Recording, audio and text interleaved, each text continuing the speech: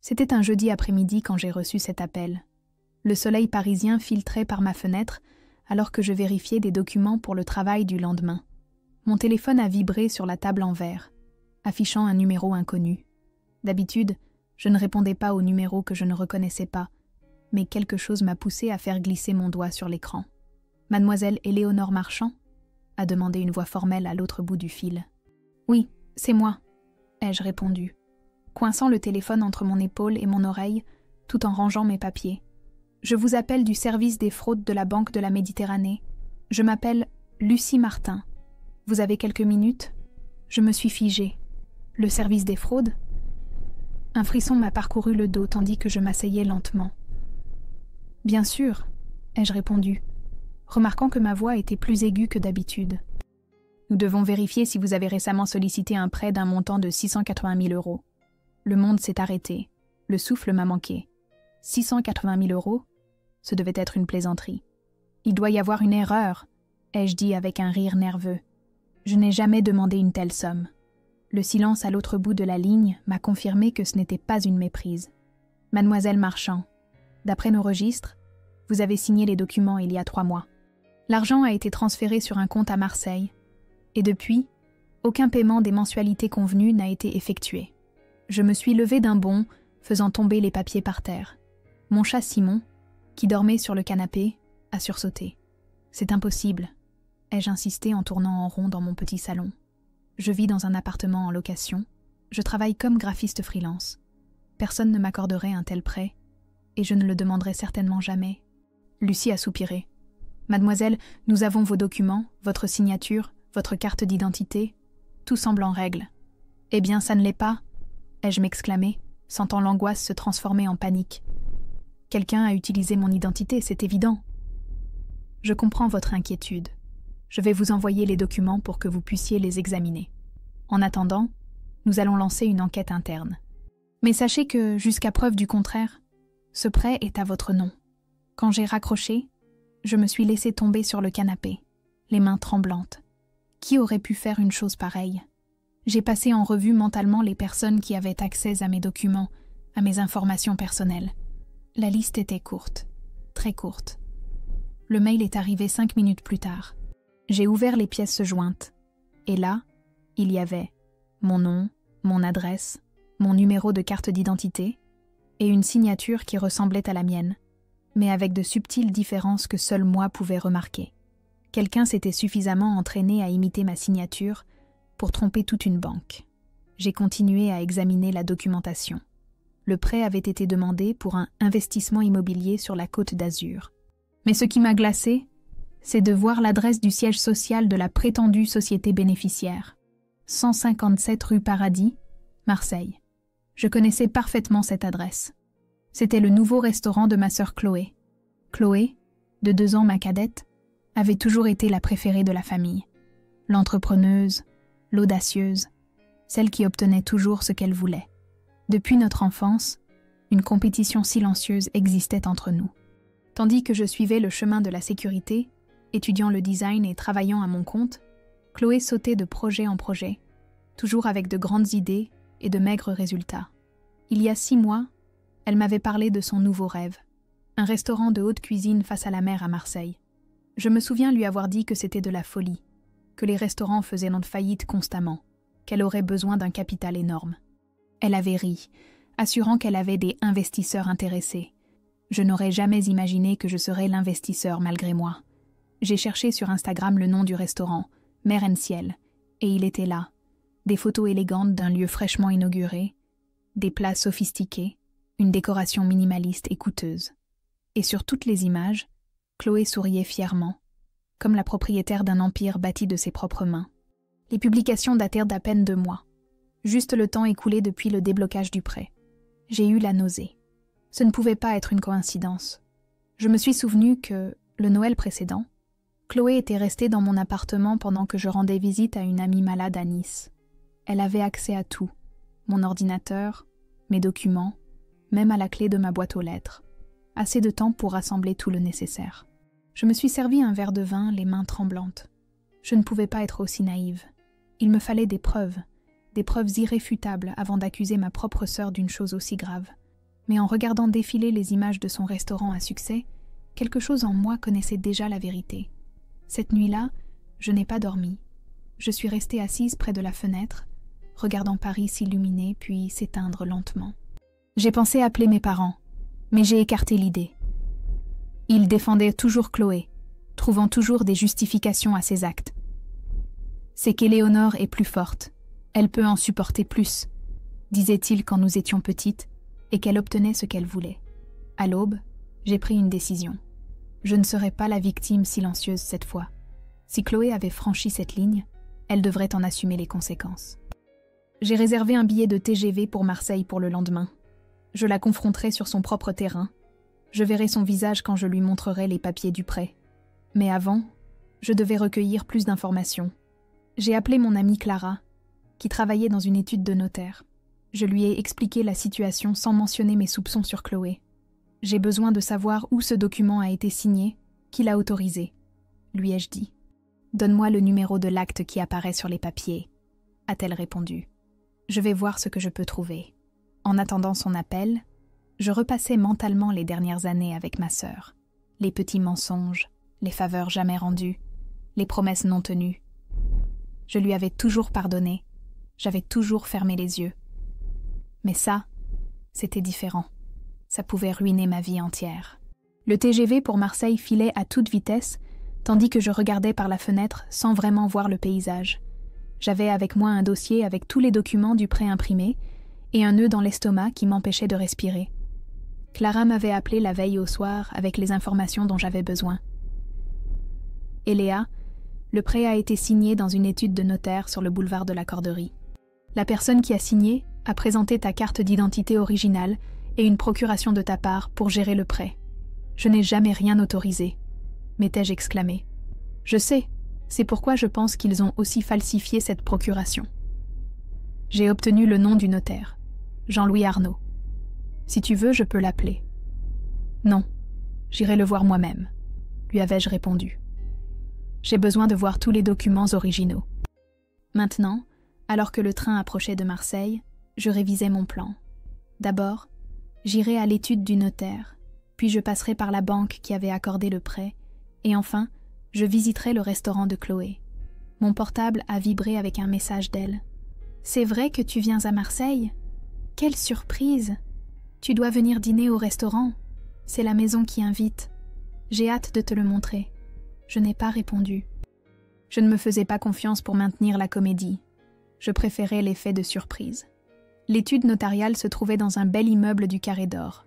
Le notaire, un homme d'une 60aine d'années avec des lunettes à monture épaisse, m'a reçu dans son bureau après que j'ai beaucoup insisté auprès de sa secrétaire. « Mademoiselle Marchand, je comprends votre inquiétude, mais tout semble en règle, » a-t-il dit en examinant les documents originaux.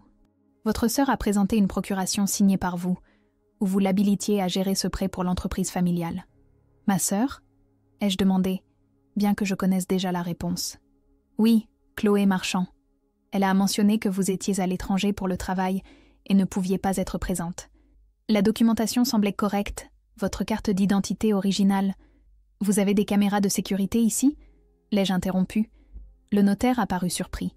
« Bien sûr, pour des raisons de sécurité. J'ai besoin de voir les enregistrements du jour où ce document a été signé, » ai-je dit fermement. « Je vous assure que je n'ai pas signé cette procuration, ni n'étais à l'étranger. Quelqu'un a usurpé mon identité. » Après de nombreuses explications et un appel à mon amie avocate à Paris, qui lui a expliqué la gravité de la situation, le notaire a accepté de me montrer les enregistrements. Et là, il y avait Chloé, élégamment vêtue d'un tailleur bleu marine, souriant au notaire tout en signant les documents avec une confiance absolue. Le souffle m'a manqué. C'était une chose de soupçonner et une toute autre de le confirmer. « Puis-je avoir une copie de cet enregistrement ?» ai-je demandé d'un filet de voix. Le notaire a hésité, mais a finalement accepté après que j'ai signé un document de confidentialité. « Ceci est la preuve d'un délit potentiel », m'a-t-il averti. « Vous devriez déposer une plainte formelle. »« Je le ferai », ai-je répondu en rangeant la clé USB avec l'enregistrement. « Mais avant, j'ai besoin de plus de preuves. » Mon arrêt suivant fut l'agence bancaire. Là, le directeur m'a reçu avec une nervosité évidente quand je lui ai expliqué la situation. « Mademoiselle Marchand, c'est très grave. Si ce que vous dites est vrai, nous serions face à un cas d'escroquerie et de falsification de documents. C'est vrai, ai-je affirmé. Et je veux savoir exactement où cet argent a été transféré. Après de nombreuses vérifications de mon identité et des appels internes, le directeur m'a montré les mouvements. L'argent avait été initialement transféré sur un compte à mon nom, que je n'avais jamais ouvert, puis réparti en différents paiements. Entreprises de construction, fournisseurs d'équipements de cuisine, décorateurs d'intérieur, tous liés à l'ouverture du restaurant. J'ai besoin de copies de toutes ces transactions, ai-je dit. Le directeur a acquiescé, imprimant les documents tout en m'expliquant que la banque lancerait sa propre enquête. Avec toutes les preuves en ma possession, je me suis dirigée vers le dernier lieu de ma liste. Mer and Ciel. Le restaurant était situé face au vallon des Aufs, dans un local d'angle avec de grandes baies vitrées qui laissaient de voir un intérieur élégant et minimaliste. Bien que ce soit le milieu de l'après-midi, plusieurs clients savourèrent des cocktails et des apéritifs sophistiqués. J'ai pris une grande inspiration avant d'entrer. Une serveuse m'a souri. « Bienvenue à Mer and Ciel. Avez-vous une réservation ?»« Non, je cherche Chloé Marchand. »« De la part de qui ?»« De sa sœur. » La jeune fille a hoché la tête et a disparu par une porte latérale. Quelques minutes plus tard, Chloé est apparue avec un sourire radieux qui s'est figé en me voyant. Elle portait les cheveux relevés en un chignon élégant et une robe noire qui semblait très chère. « Et Léa, quelle surprise !» s'est-elle exclamée en s'approchant pour m'embrasser. Je me suis écartée instinctivement. « Pourquoi ne m'as-tu pas prévenue ? J'aurais réservé la meilleure table. »« Je préfère parler en privé. » ai-je dit avec un calme que je ne ressentais pas. Son sourire a vacillé un instant. « Bien sûr, passe dans mon bureau. » Elle m'a conduite à un petit bureau à l'arrière du local. Les murs étaient décorés de photographies encadrées. Chloé coupant le ruban inaugural, Chloé avec le maire de Marseille, Chloé en couverture d'un magazine gastronomique local. « Ça te plaît ? C'est magnifique, n'est-ce pas ?» a-t-elle dit avec fierté. « On en est encore au premier mois, mais on a déjà des réservations pour 3 semaines. La critique du journal La Provence nous a donné 4 étoiles et... »« Comment as-tu payé tout ça ?» l'ai-je interrompu. Son sourire s'est crispé. « Je te l'ai déjà dit, j'avais des investisseurs intéressés, des gens qui ont cru en mon projet. J'ai lentement ouvert mon dossier et sorti les documents du prêt, les posant sur son bureau. « Tu parles de moi ? Parce que d'après ça, je suis ta seule investisseuse. 680 000 € à mon nom. » La couleur a quitté son visage. Pendant une seconde, elle a semblé sur le point de nier, mais ses épaules se sont légèrement affaissées. « Et Léa, je peux tout expliquer. J'allais te le dire, mais j'avais besoin de temps pour que le restaurant commence à bien fonctionner. Je pensais te rembourser jusqu'au dernier centime, avec intérêt. »« Me le rembourser ? Tu ne me l'as même pas demandé. Tu as falsifié ma signature, utilisé mon identité, commis une fraude. » Chloé s'est approchée, prenant mes mains dans les siennes. Je les ai retirées comme si elles me brûlaient. Personne ne me prêtait d'argent, Léa. J'ai tout essayé. J'avais le local, les fournisseurs, le chef parfait. Mais aucune banque ne me faisait confiance à cause de mes échecs précédents. Je savais que tu avais un dossier de crédit impeccable. J'avais juste besoin de ton nom. Mon nom, et si quelque chose tournait mal, tu y as pensé ? Tu as pensé que tu pourrais ruiner ma vie ? Ça n'allait pas mal tourner. A-t-elle insisté avec cette confiance qui l'avait toujours caractérisée ? Regarde le succès que nous avons. En 1 an, j'aurais généré suffisamment de bénéfices pour rembourser le prêt. Personne n'avait à le savoir. J'ai sorti la clé USB avec l'enregistrement du notaire. J'ai des preuves, Chloé. On t'a filmé en train de signer des documents à mon nom. La banque a déjà ouvert une enquête pour fraude. Pour la première fois, j'ai vu de la peur dans ses yeux. Tu ne ferais pas ça. Nous sommes sœurs. Ce que tu as fait n'est pas digne d'une sœur, ai-je répondu. Tu m'as trahi de la pire manière possible. Si tu portes plainte, je perdrai tout, a-t-elle supplié. Ce restaurant est mon rêve, Léa. J'ai enfin quelque chose qui fonctionne, quelque chose qui est à moi. Il n'est pas à toi, ai-je dit froidement. Il est à moi. Chaque table, chaque plat, chaque serviette de ce lieu a été payée avec un prêt à mon nom. Chloé s'est effondrée sur sa chaise, des larmes coulant sur ses joues. Un instant, j'ai revu la petite fille qui pleurait quand elle n'obtenait pas ce qu'elle voulait.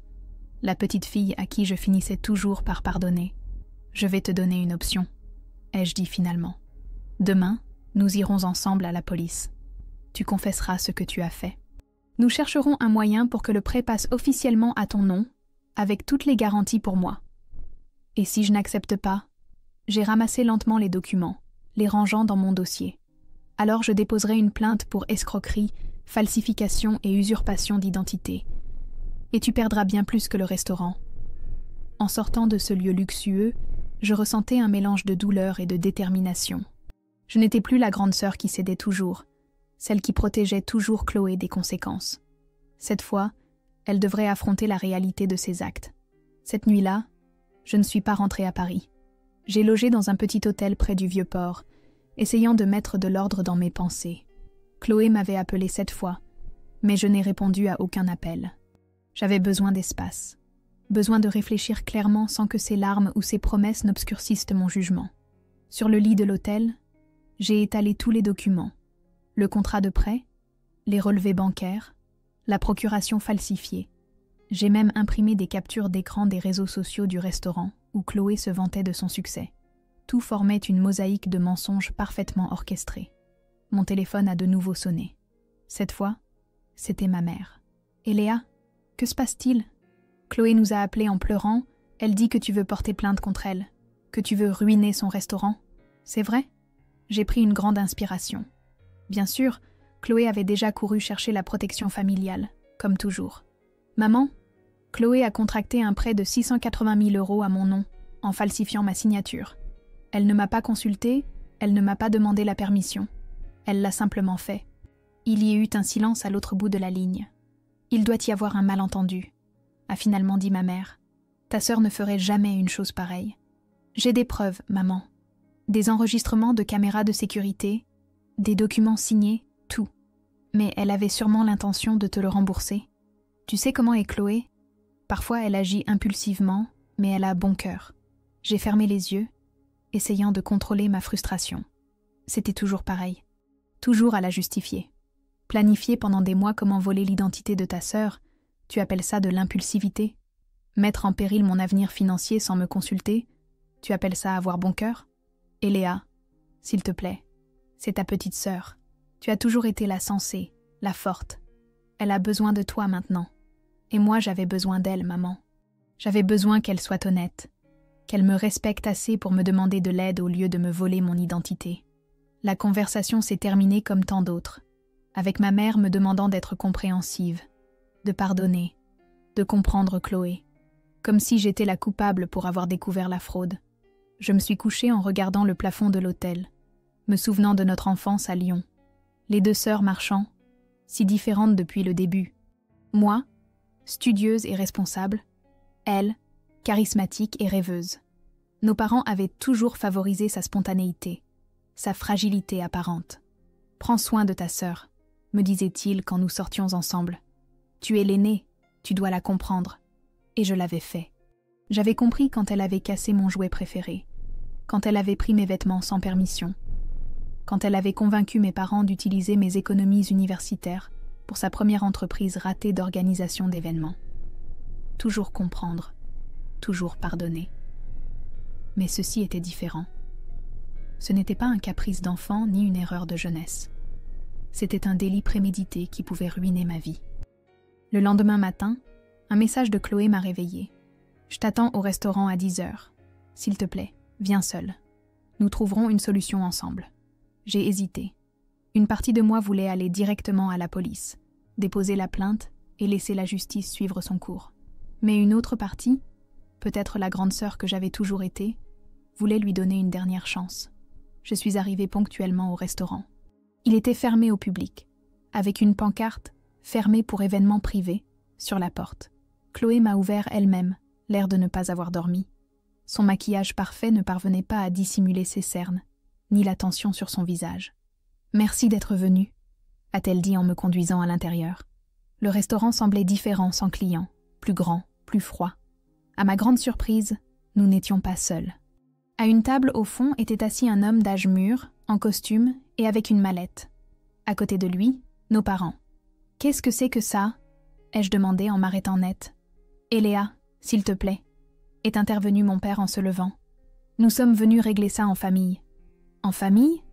ai-je répété, incrédule. « Comment règle-t-on en famille un délit de cette ampleur?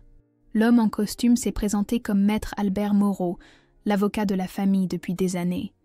Mademoiselle Marchand, je comprends votre colère, mais je crois qu'il existe une solution qui peut satisfaire toutes les parties sans avoir besoin de procédures judiciaires, qui n'apporteraient que de la douleur et une publicité négative à votre famille. Je me suis assise, croisant les bras. Je vous écoute. Nous avons préparé un document de reconnaissance de dette. Votre sœur admet avoir utilisé votre identité sans permission et s'engage à assumer intégralement le prêt. Elle transférera la propriété du restaurant à une société à responsabilité limitée où vous détiendrez 50% des parts comme garantie jusqu'à ce que le prêt soit entièrement remboursé. Et la fraude? La falsification de documents?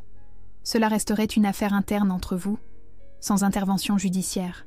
J'ai regardé Chloé, qui m'observait avec des yeux suppliants, puis mes parents, dont les expressions oscillaient entre l'inquiétude et l'espoir. Et si le restaurant fait faillite? Si elle ne peut pas rembourser le prêt? Dans ce cas, est intervenu mon père, nous répondrions avec nos économies et avec la maison de Lyon comme caution. Je suis restée sans voix. Ils étaient déjà prêts à risquer leur retraite, leur maison, tout pour protéger Chloé. Pourquoi? Ai-je finalement demandé. Pourquoi êtes-vous prêt à tout risquer pour elle, alors qu'elle a commis un délit grave? Ma mère a pris ma main. Parce que nous sommes une famille, Eléa. La famille se protège, se pardonne.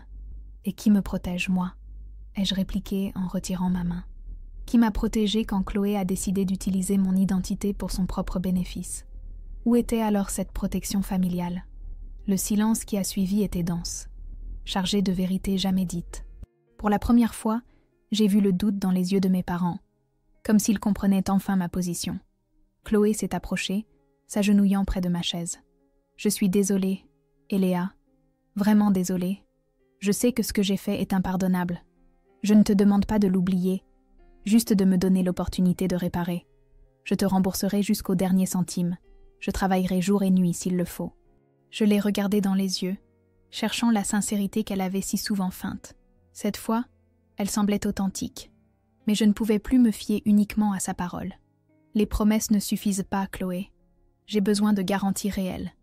L'avocat est intervenu à nouveau, expliquant les détails techniques de l'accord, le transfert de la titularité du prêt, la constitution de la société, les garanties bancaires, l'assurance supplémentaire que mes parents contracteraient. Tout semblait bien ficelé, conçu pour me protéger en cas d'imprévu. J'ai besoin de temps pour y réfléchir, ai-je dit finalement, et je veux que ma propre avocate examine ces documents. Bien sûr, a acquiescé l'avocat en me remettant une copie de l'accord. Je suis sortie du restaurant la tête en ébullition. Une partie de moi voulait toujours la justice, voir Chloé affronter les conséquences légales de ses actes, mais une autre partie considérait l'alternative. Des années de procédures judiciaires, le restaurant fermé, mes parents anéantis, le nom de la famille entaché publiquement. J'ai marché le long des plages du Prado, observant la mer, sentant la brise sur mon visage. J'ai appelé Clara, mon amie avocate, et lui ai expliqué la situation. Légalement, l'accord semble solide, m'a-t-elle dit après avoir écouté les détails. Il te protège financièrement. Mais la question est, pourras-tu vivre avec ça?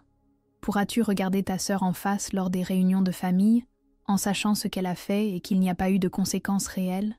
C'était la question à 1 million. Pourrais-je aller de l'avant, accepter l'accord et continuer comme si de rien n'était? Ou avais-je besoin d'une rupture nette, d'une justice qui détruirait peut-être ma famille, mais me donnerait la validation que j'avais toujours cherchée? Je suis retournée à l'hôtel et j'ai de nouveau étalé tous les documents sur le lit. Les preuves de la fraude, l'accord proposé, tout. Et j'ai pris une décision qui changerait à jamais notre dynamique familiale. Après une nuit presque sans sommeil, je suis retournée au restaurant de Chloé le lendemain matin. J'avais pris ma décision. Cette fois, il n'y avait ni avocat ni parents présents, seulement ma sœur qui m'attendait nerveusement à l'entrée. « Bonjour », ai-je dit, avec un calme que je ne ressentais pas vraiment. « Tu es venue », a répondu Chloé, avec un soulagement à peine dissimulé. « Entre, s'il te plaît. » Le restaurant était en pleine préparation pour le service du midi. Les serveurs mettèrent les couverts, le personnel de cuisine goûtait les sauces, et le sommelier organisait les bouteilles. C'était un monde parfaitement orchestré, le rêve de Chloé devenu réalité. Avec mon argent. J'ai examiné l'accord, ai-je commencé une fois que nous fûmes assises à une table à l'écart. Mon avocate dit que légalement, il me protège. Chloé a souri, soulagée. Est-ce que ça veut dire que tu vas le signer? Je te promets que tu ne le regretteras pas. Le restaurant génère déjà des bénéfices, et dès que je récupérerai l'investissement initial, j'ai levé une main pour arrêter son enthousiasme. Avant de décider quoi que ce soit, j'ai besoin que tu comprennes quelque chose, Chloé. Il ne s'agit pas seulement d'argent. Son sourire affaibli. Que veux-tu dire? Je veux dire que pendant toute notre vie, tu as pris ce que tu voulais sans conséquence. Tu as toujours compté sur moi, ou sur nos parents, pour réparer tes désastres. Cette fois, tu as franchi une ligne que je n'aurais jamais cru que tu franchirais. Je sais, et je suis vraiment désolée, a-t-elle dit, les yeux brillants de larmes. C'était une terrible erreur. Ce n'était pas une erreur, ai-je répliqué fermement. Une erreur, c'est de se tromper en composant un numéro de téléphone. Ce que tu as fait, c'est étudier mes documents, t'entraîner à imiter ma signature, planifier pendant des mois comment utiliser mon identité. Ce n'est pas une erreur, c'est une trahison délibérée. Chloé a baissé les yeux. Pour la première fois, elle semblait vraiment honteuse, sans essayer de manipuler la situation à son avantage. « J'accepte l'accord légal », ai-je dit finalement, sortant les documents de mon sac. Mais avec des conditions supplémentaires qui ne sont pas écrites là. Elle a levé les yeux, confuse. Quelles conditions? Première, je ne te prêterai plus jamais d'argent, ni ne me porterai garante pour toi, ni ne te sauverai financièrement. Ce restaurant est ta dernière chance. S'il échoue, tu en affronteras les conséquences comme n'importe quel autre entrepreneur. Elle a hoché lentement la tête. Deuxième, à partir de maintenant, notre relation sera strictement professionnelle en ce qui concerne le restaurant. Je serai ton associée silencieuse. Je recevrai des rapports comptables mensuels et j'aurai le droit d'examiner les comptes quand je le jugerai nécessaire. Et en tant que sœur, a-t-elle demandé d'une voix tremblante. Je me suis arrêtée, sentant un nœud dans ma gorge. C'était la question qui m'avait le plus coûté pendant ma nuit d'insomnie. J'ai besoin de temps, Chloé. Tu as brisé ma confiance d'une manière que je n'aurais jamais imaginée. Je ne sais pas si un jour je pourrai te revoir comme avant. Une larme a glissé sur sa joue. Cette fois, cela ne semblait pas faire partie de son répertoire habituel de manipulation émotionnelle. Elle semblait sincèrement affectée. « Je comprends », a-t-elle dit à voix basse. « Je ferai tout ce qui est nécessaire pour regagner ta confiance, même si cela me prend des années. » Nous avons signé les documents sur le champ. Le prêt passerait officiellement au nom de Chloé, avec toutes les garanties pour moi. Le restaurant serait la propriété de notre nouvelle société, dont je serai l'associé majoritaire, jusqu'à ce que le prêt soit entièrement remboursé. En rangeant ma copie, j'ai regardé autour de moi. L'endroit était vraiment magnifique, avec ses grandes baies vitrées face à la mer, la décoration élégante mais accueillante, la cuisine ouverte, où les chefs travaillaient comme dans une chorégraphie parfaite. « Ça ne te dérange pas si je jette un coup d'œil » ai-je demandé. Chloé a semblé surprise. « Bien sûr que non. C'est autant à toi qu'à moi maintenant. Nous avons parcouru le restaurant ensemble. » Chloé m'expliquait chaque détail avec l'enthousiasme d'une enfant montrant son jouet préféré, la cave à vin climatisée avec des vins de petits producteurs locaux, le grill spécial importé d'Argentine, les tables fabriquées par des artisans de la région. Malgré tout, je ne pouvais m'empêcher d'admirer sa vision et sa capacité à la matérialiser. Dans la cuisine, le chef principal nous a salués avec respect. « Mademoiselle Marchand, votre sœur nous a dit que vous faites maintenant aussi partie de Mer and Ciel. C'est un plaisir de vous rencontrer. »« Le plaisir est pour moi, » ai-je répondu en observant la préparation de plats élaborés. « Puis-je demander quelle est la spécialité de la maison ?» Le chef a souri, fier. « Notre bouillabaisse revisitée. Mademoiselle Chloé a insisté pour que nous utilisions la recette traditionnelle de sa grand-mère, avec une touche de modernité. »« Hotam. » J'ai regardé Chloé, surprise. Notre grand-mère paternelle, qui avait vécu toute sa vie en Provence, nous avait appris à toutes les deux à préparer cette soupe quand nous étions enfants. Je me souviens comment elle insistait sur le fait que le secret résidait dans le bouillon de roche. « Tu utilises le secret de la rouille ?» ai-je demandé à Chloé. Elle a souri, avec une lueur nostalgique dans les yeux. « Bien sûr, personne ne fait une rouille comme la faisait grand-mère. J'achète même le poisson à la criée chaque matin, comme elle nous l'a appris. » Pendant un instant, j'ai ressenti une connexion avec ma sœur que je croyais perdue. Malgré toutes nos différences, nous partagions ces souvenirs, cet héritage familial que Chloé honorait maintenant dans son restaurant. « Tu restes déjeuner » a-t-elle demandé timidement. Le chef serait ravi de te préparer une dégustation de notre carte. J'ai hésité. Une partie de moi voulait garder ses distances, établir cette relation purement professionnelle que j'avais mentionnée. Mais une autre partie, peut-être l'enfant qui avait grandi en partageant des rêves et des secrets avec sa petite sœur, était curieuse. D'accord, ai-je finalement concédé. Mais je dois retourner à Paris cet après-midi. On m'a installé à la meilleure table, près de la fenêtre avec vue sur la Méditerranée. Le service était impeccable. Chaque plat qui arrivait était une œuvre d'art. De petites panisses à la fleur de sel, du poulpe grillé sur purée de panais, et enfin, la fameuse bouillabaisse. En la goûtant, j'ai fermé involontairement les yeux. Le goût m'a transporté directement dans la cuisine de ma grand-mère, à ces étés en Provence où Chloé et moi étions inséparables, où la vie était simple et la trahison impensable. « Qu'en penses-tu » a demandé Chloé, assise en face de moi. Elle n'avait pas touché son plat, suspendue à ma réaction. « C'est parfait », ai-je admis. Grand-mère serait fière. Un sourire sincère a illuminé son visage. C'est la plus belle chose qu'on médite depuis qu'on a ouvert. Nous avons terminé le repas en parlant du restaurant, des projets futurs, des défis auxquels ils étaient confrontés. Un instant, nous semblions presque deux associés normales discutant de leur entreprise. Presque. Quand l'heure de partir est arrivée, Chloé m'a accompagnée jusqu'à la porte. Il y avait une tension gênante entre nous, comme si aucune ne savait comment se dire au revoir. « Je te tiendrai au courant de tout », a-t-elle finalement dit. « Et je tiendrai ma parole, Eléa. Je regagnerai ta confiance, quoi qu'il en coûte. » J'ai hoché la tête, sans rien promettre. « Prends bien soin de notre restaurant. » Dans le TGV du retour vers Paris, j'ai contemplé le paysage en réfléchissant au tournant que ma vie avait pris en à peine 3 jours. J'avais découvert une trahison, affronté ma famille, et j'étais maintenant copropriétaire d'un restaurant de luxe à Marseille. Avais-je pris la bonne décision ? Je ne le savais pas. Une partie de moi continuait de croire que Chloé méritait d'affronter les conséquences légales de ses actes. Mais une autre partie comprenait que certaines blessures ne peuvent guérir que de l'intérieur, avec du temps et des efforts constants. La seule chose dont j'étais sûre, c'est que notre relation ne serait plus jamais la même. Nous avions traversé un pont sans retour possible. Il ne restait plus qu'à avancer en territoire inconnu, avec prudence, mais aussi avec espoir. Les mois suivants se sont écoulés dans une étrange nouvelle normalité. Chaque semaine, je recevais par email les rapports financiers du restaurant, méticuleusement préparés par le comptable que nous avions engagé. Chloé m'appelait tous les vendredis pour les commenter, des conversations strictement professionnelles qui se terminaient par un « Comment vas-tu ?» gênant que ni l'une ni l'autre ne savait comment transformer en une discussion de sœurs.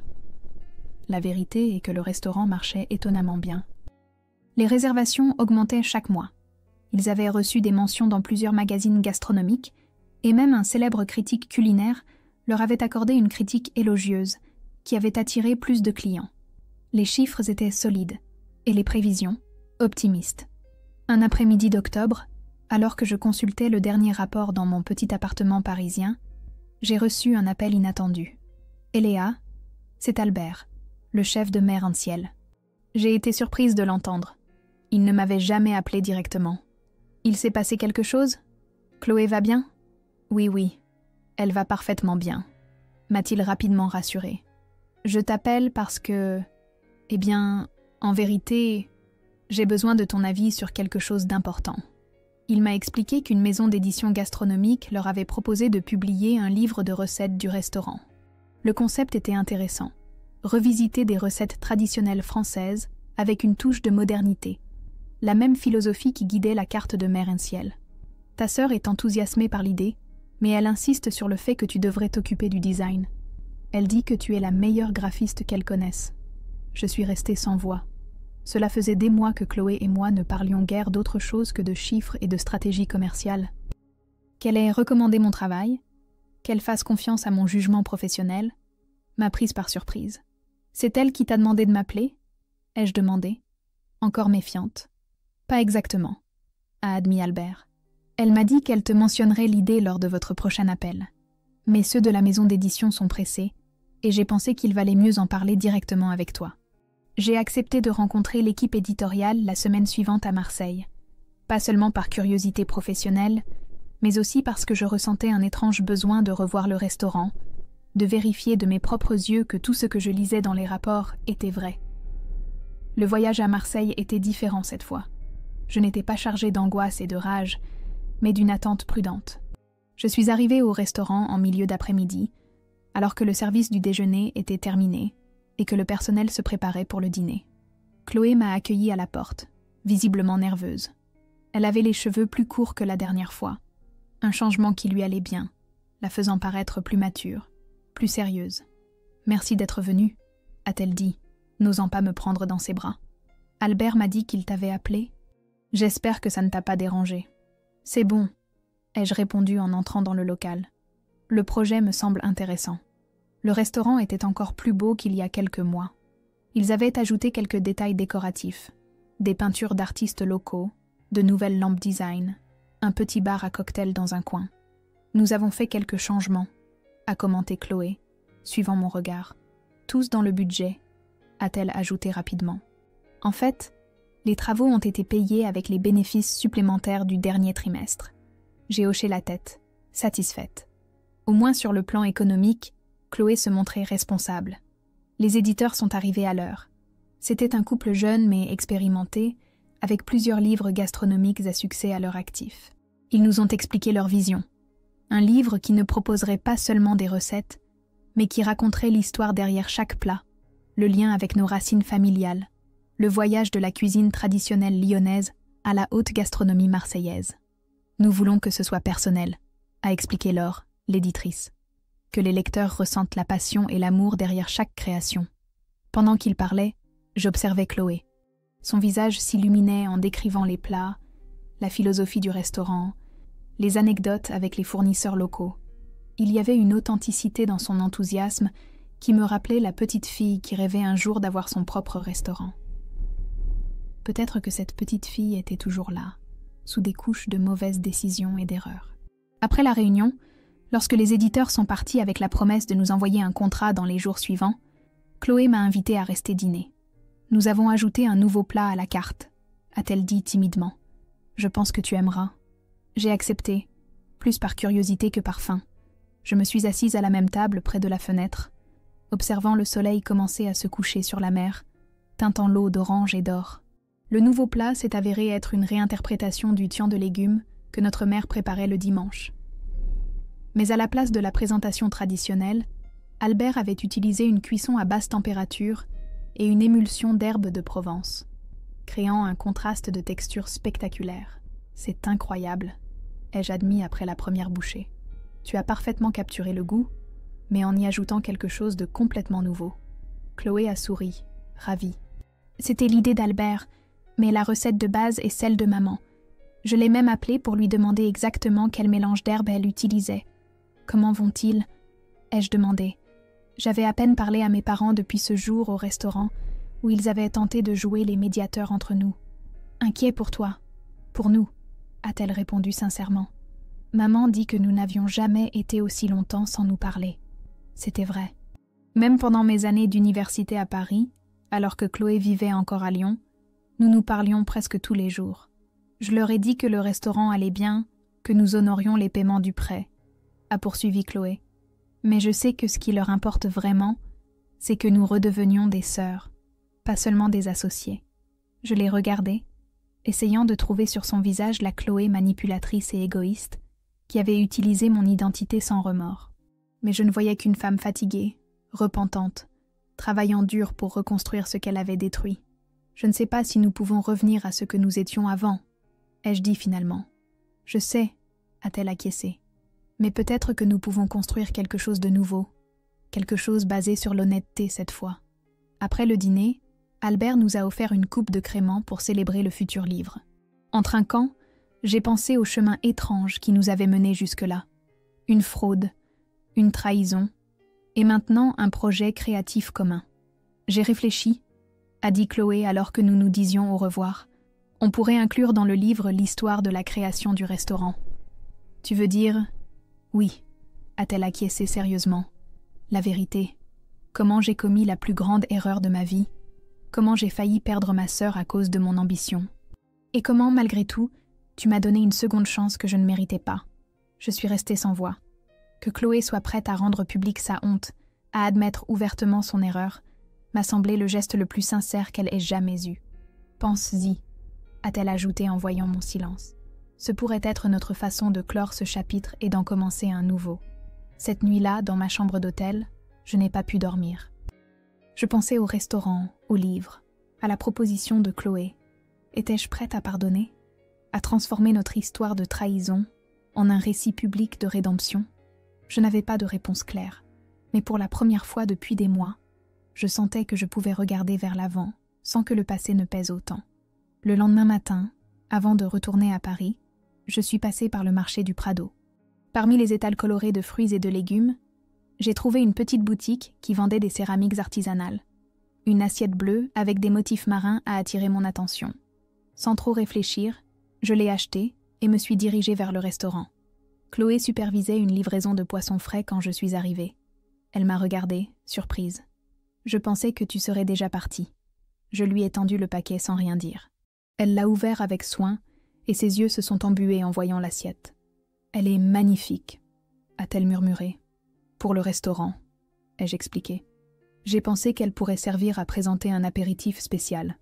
C'était un petit geste, presque insignifiant par rapport à tout ce qui s'était passé entre nous. Mais à ce moment-là, alors que Chloé tenait l'assiette bleue comme si c'était un trésor, j'ai senti que quelque chose commençait à guérir lentement. « À propos du livre, » ai-je dit, « je pense que tu as raison.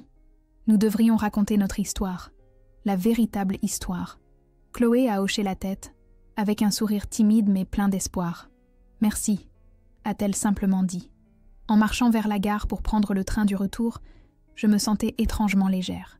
L'avenir restait incertain, notre relation encore fragile et pleine de cicatrices. Mais pour la première fois depuis cet appel de la banque qui avait tout changé, j'ai senti qu'il était possible de reconstruire, non pas ce que nous avions avant, mais quelque chose de nouveau, peut-être même de mieux. 1 an plus tard, je me trouvais dans la petite salle de réception du restaurant, entourée de journalistes, de critiques gastronomiques et de membres de ma famille. Dans mes mains, je tenais le premier exemplaire de « Saveurs de famille », un voyage de Lyon à mer et ciel.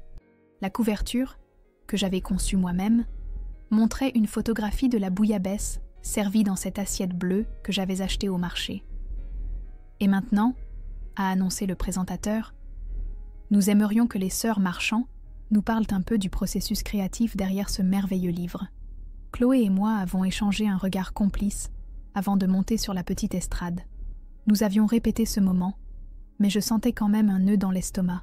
Raconter notre histoire en public, exposer nos blessures et nos erreurs, restait intimidant. Ce livre était né d'une trahison, a commencé Chloé sans détour, provoquant un silence immédiat dans la salle. Il y a un peu plus d'1 an, j'ai commis la plus grande erreur de ma vie. J'étais désespérée à l'idée de réaliser ce restaurant, et j'ai pris une décision terrible. J'ai utilisé l'identité de ma sœur Éléonore pour obtenir un prêt. On a entendu quelques murmures surpris. Nos parents, assis au premier rang, se sont visiblement tendus, mais nous les avions prévenus de ce que nous allions raconter. Quand Eléa l'a découvert, a poursuivi Chloé, elle avait tout à fait le droit de porter plainte, de me voir faire face aux conséquences légales de ce que j'avais fait. Au lieu de ça, elle m'a donné quelque chose que je ne méritais pas, une seconde chance. Elle m'a passé le micro, les yeux brillants d'une émotion contenue. Ce ne fut pas une décision facile, ai-je admis en regardant l'assistance. Pendant longtemps, j'ai eu l'impression que pardonner, c'était comme valider ce qui s'était passé. Mais ce livre, et le processus de le créer ensemble, m'a appris que pardonner ne signifie pas oublier ou justifier. Cela signifie choisir un chemin différent de celui du ressentiment. Nous avons expliqué comment le projet du livre avait commencé comme une simple collection de recettes, mais s'était transformé en un processus thérapeutique pour nous deux. Chaque plat que nous avons inclus avait une histoire familiale derrière lui, un souvenir partagé qui nous reconnectait à nos racines et l'une à l'autre. Après la présentation, tandis que les invités profitèrent d'un cocktail avec des dégustations des plats du livre, ma mère s'est approchée de moi, les larmes aux yeux. « Je suis si fière de toi, Eléa », a-t-elle dit en me serrant fort dans ses bras. « De vous deux. Ce que vous avez fait aujourd'hui, votre grand-mère serait ravie. De raconter publiquement que sa petite-fille a commis une fraude ?» ai-je plaisanté, essayant d'alléger le moment. « D'être courageuse », a corrigé ma mère. d'avoir transformé quelque chose de si douloureux en quelque chose de beau. Pendant les mois où nous avions travaillé sur le livre, ma relation avec Chloé avait lentement évolué. Nos appels hebdomadaires pour parler du restaurant ont commencé à inclure des anecdotes personnelles. Nous partagions des souvenirs de notre enfance, en rédigeant les histoires derrière les recettes. Nous sommes retournés ensemble en Provence pour photographier les lieux qui avaient inspiré certains plats. Ce ne fut pas un chemin facile. Il y a eu des moments de tension, des jours où la méfiance revenait, des conversations inconfortables sur le passé. Mais avec chaque page que nous terminions, avec chaque recette que nous perfectionnions, nous construisions quelque chose de nouveau entre nous. Le restaurant, pendant ce temps, prospérait. Le prêt était remboursé comme convenu, et nous avions même réussi à réduire le délai initial grâce aux bons résultats. Chloé s'était révélée être une entrepreneuse bien plus responsable que je ne l'aurais cru, prenant des décisions sensées et me consultant pour chaque investissement important. Après la présentation du livre, lorsque les derniers invités sont partis, Chloé et moi sommes restés seuls dans le restaurant vide. C'était la première fois que nous fermions une journée entière pour un événement privé. Un dernier verre, a proposé Chloé, désignant une bouteille de Châteauneuf-du-Pape qui restait du cocktail. J'ai acquiescé, l'aidant à ramasser quelques verres abandonnés. Nous nous sommes assises sur la terrasse, contemplant la mer en silence, savourant le vin et la tranquillité après l'agitation de la journée. « Tu te souviens quand on était petite et qu'on jouait au restaurant dans le jardin ?» a soudainement demandé Chloé. J'ai souri à ce souvenir. On utilisait des feuilles comme billets et des pierres comme pièces. « Et tu voulais toujours être la caissière, jamais la cuisinière », a-t-elle ajouté en riant. « Parce que tu brûlais toujours la nourriture imaginaire », ai-je répondu, gagnée par son rire. Nous sommes restés en silence un moment, chacune perdue dans ses propres souvenirs. « Parfois, je me demande, » a finalement dit Chloé, « ce qui se serait passé si je t'avais simplement demandé de l'aide dès le début, si j'avais été honnête sur mes difficultés à obtenir un financement. » C'était une question que je m'étais aussi posée de nombreuses fois. « Je ne sais pas », ai-je admis. « Peut-être que je t'aurais dit non. Ou peut-être que nous aurions trouvé une autre solution ensemble. Je suis désolée, » a-t-elle dit pour la énième fois au cours de la dernière année. « Je sais que je l'ai dit 1000 fois, mais ce ne sera jamais assez. Je n'ai plus besoin d'excuses, » ai-je répondu sincèrement. « Ce dont j'ai besoin, ce dont nous avons toutes les deux besoin, c'est d'aller de l'avant. » Le téléphone de Chloé a sonné, interrompant le moment. C'était Albert, qui appelait pour nous féliciter du succès de la présentation et pour dire qu'il avait déjà reçu 3 offres d'autres restaurants pour collaborer après avoir vu le livre. « On dirait qu'on a créé quelque chose de spécial », a commenté Chloé après avoir raccroché. « En effet, » ai-je acquiescé, et je savais que je parlais autant du livre que de notre relation renouvelée. Dans les jours qui ont suivi, les ventes du livre ont dépassé toutes nos attentes. Les critiques étaient enthousiastes, soulignant non seulement les recettes, mais aussi l'honnêteté avec laquelle nous avions partagé notre histoire. Nous avons reçu des invitations pour le présenter dans d'autres villes, pour participer à des émissions de cuisine, et même pour donner des conférences sur l'entrepreneuriat et les secondes chances. 1 mois après la présentation, j'ai reçu un appel inattendu. C'était une maison d'édition parisienne intéressée pour que je conçoive d'autres livres de cuisine. Ils avaient été impressionnés par mon travail sur saveurs de famille et voulaient m'offrir un contrat pour toute leur collection gastronomique. « Tu vas accepter ?» a demandé Chloé quand je l'ai appelée pour lui annoncer la nouvelle. « J'y pense », ai-je répondu. « Ce serait un changement intéressant dans ma carrière. Tu devrais le faire », a-t-elle dit avec enthousiasme. « Tu es incroyablement talentueuse, Eléa. » Son soutien sincère m'a touchée. Pendant des années, notre relation avait été marquée par une compétition silencieuse, par le sentiment que chaque réussite de l'une faisait de l'ombre à l'autre. Maintenant, pour la première fois, je sentais que nous pouvions célébrer sincèrement les succès de l'autre. 2 semaines plus tard, alors que je signais le contrat avec la maison d'édition à Paris, j'ai reçu un message de Chloé. Félicitations pour le nouveau projet. Pour fêter ça, j'ai réservé une table pour nous au Mirazur ce week-end. Seulement si tu peux, bien sûr. Le Mirazur, l'un des meilleurs restaurants du monde, à Menton. Un endroit où nous avions toutes les deux toujours rêvé d'aller. J'ai souri à ce geste, ressentant une chaleur familière qui m'avait manqué depuis longtemps. « Compte sur moi », ai-je répondu. En rangeant mon téléphone, j'ai pensé au chemin étrange qui nous avait menés jusqu'ici. Un appel téléphonique annonçant une fraude, une trahison qui menaçait de détruire notre relation pour toujours. Puis, lentement, douloureusement, la reconstruction de quelque chose que je croyais perdu. Nous n'étions plus les mêmes sœurs qu'avant. Les blessures avaient laissé des cicatrices qui ne disparaîtraient probablement jamais complètement. Mais nous avions trouvé un moyen d'avancer, de construire une nouvelle relation basée sur le respect mutuel et l'honnêteté. Le prêt continuait d'être remboursé, mois après mois. Le restaurant prospérait. Le livre se vendait bien. Mais la chose la plus précieuse que nous avions récupérée ne pouvait se mesurer en euros ni se quantifier dans des rapports financiers. C'était ce lien qui, bien qu'il ait failli se briser pour toujours, s'était révélé plus fort et plus résilient que je ne l'aurais jamais imaginé. En regardant par la fenêtre de mon bureau les rues de Paris, je me suis sentie en paix pour la première fois depuis longtemps. L'avenir était incertain, comme toujours, mais je ne le craignais plus. J'avais appris que même des pires trahisons peut naître quelque chose de précieux, si l'on a le courage de pardonner et la volonté de reconstruire.